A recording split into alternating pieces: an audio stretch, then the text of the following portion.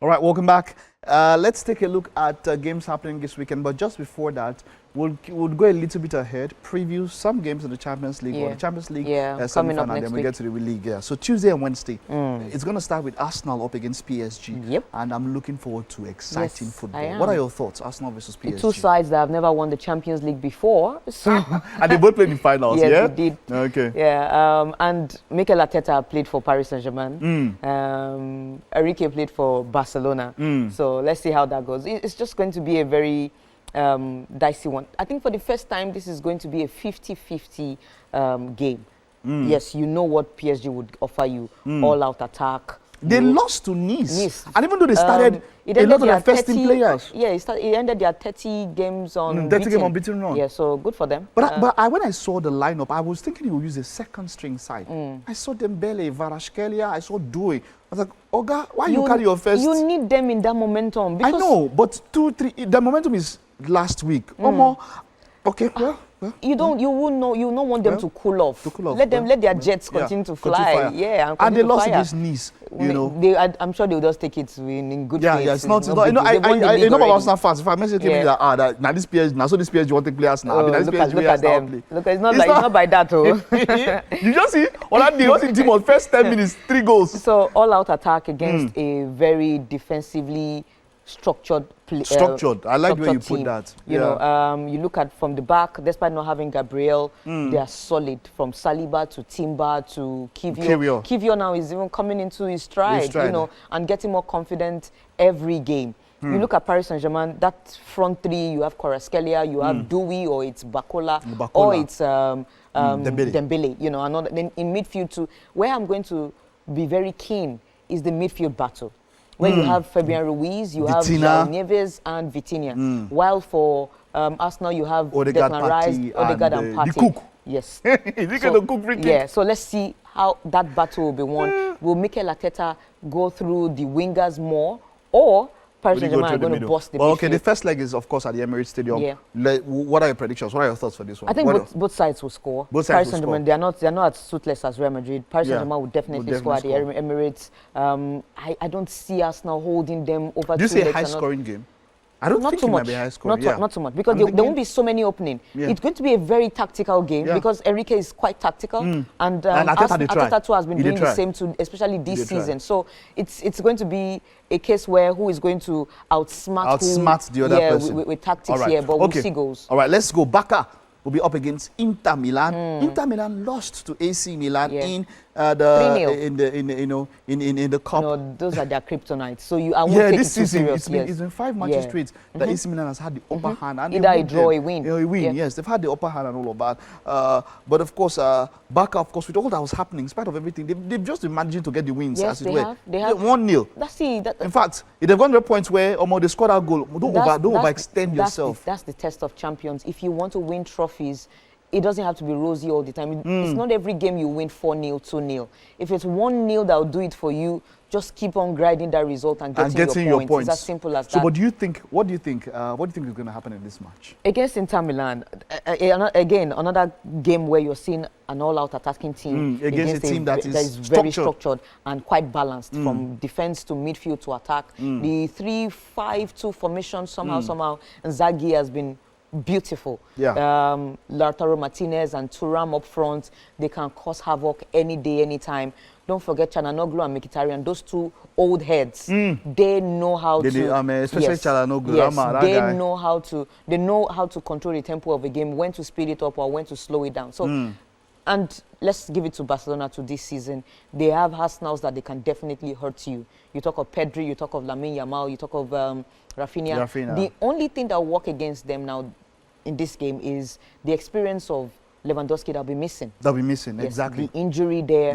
So Ferran Torres? Actually, come on, Ferran Torres to Lewandowski. It's going to be like a mismatch with Ferran Torres, going after the likes of Bastoni and what's his name, De Vrij at the back. Yeah, so very true. Somehow, Barcelona's attacking prowess.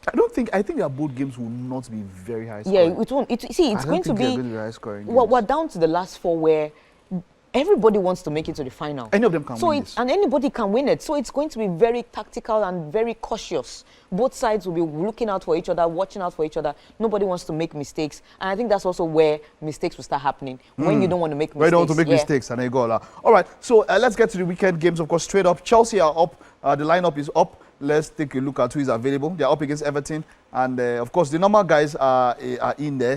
That's Jackson. Palmer should join this season. This season has just been... Okay, but let me just take the lineup. Sanchez in post, of course. Caicedo, Chaloba, Colwill, Cucurella. There's Lavia, Enzo, who is captaining the side. Noni, Madueke, Cole Palmer, Pedro Neto, and of course Nicolas Jackson. It looks like Lavia is playing as a right back today. Okay, so what's going to happen against Everton? They're not winning, no? They are the Stamford Bridge, so I think that's a good thing that it will probably be a win or draw. If they are the Goodison, maybe I would have said lose, but maybe straight draw. Yeah, I agree with you. It's early kickoff. Of course, 12:30. Straight draw. In fact, 1-1. Okay, maybe nil-nil. Wolves, Leicester City. Wolves, Leicester. Leicester already relegated. Wolverhampton Wanderers, maybe a straight win. They are home. They are home. Wolves is at home. All right. Newcastle, Ipswich. Straight win for Newcastle. No need to talk about it. It's straight very small. Over 1.5. Say yes. Straight win over 1.5. Brighton, West Ham. Brighton they've not won in 6 matches. They've had I don't know why. They've wobbled a bit in the running. Yeah.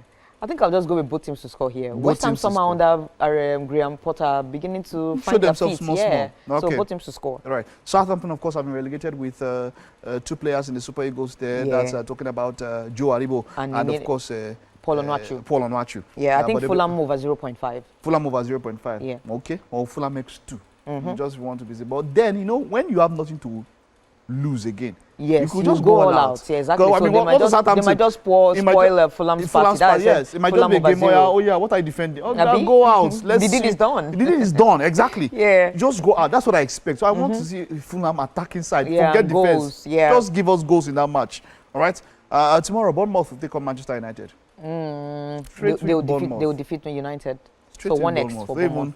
Even straight with Bournemouth. Let's keep it simple at 1x. Okay, Liverpool to win the title. Tottenham Hotspur. All they need is a win or a draw. Yeah. So at Anfield. Tottenham might decide to, on that day, want to... Which Tottenham? This Tottenham? They might just want to do Yanga. Don't worry. This Tottenham? But win or draw. They don't even have the ability to. Did you watch their last match? I did. Hey. But win or draw too. I don't know why. Against Wolves, wasn't it 4-2? Yeah. How does Ange Postecoglou, how does he still have a job? Well, this man said, in my second season, I win titles. And the second season is not over yet. It's not over yet, right? So the Europa League is there. But I'll go with Liverpool win or draw. Or Liverpool win in that half. All right. And, that's it for that. Let's take a look at La Liga. Villarreal Espanyol. Villarreal Espanyol. I think I'll go with Villarreal 1x because now the fifth spot also applies to La Liga now for Champions League. For Champions League, wonderful. So the likes of Villarreal, Betis. They're fighting. Yes, they are all fighting for this. Even Athletic Bilbao. So they want to continue to push for that fifth spot. All right. We'll have, let's take a look. It will be Alaves against Atletico Madrid. Alaves can be spoilers. And Atletico Madrid, we know that those ones, we're not just sure what we can get from them. They lost to Las Palmas last weekend. Late goal, 1-0. So I expect Atletico Madrid to win or draw in this one too. Okay, let's wrap up.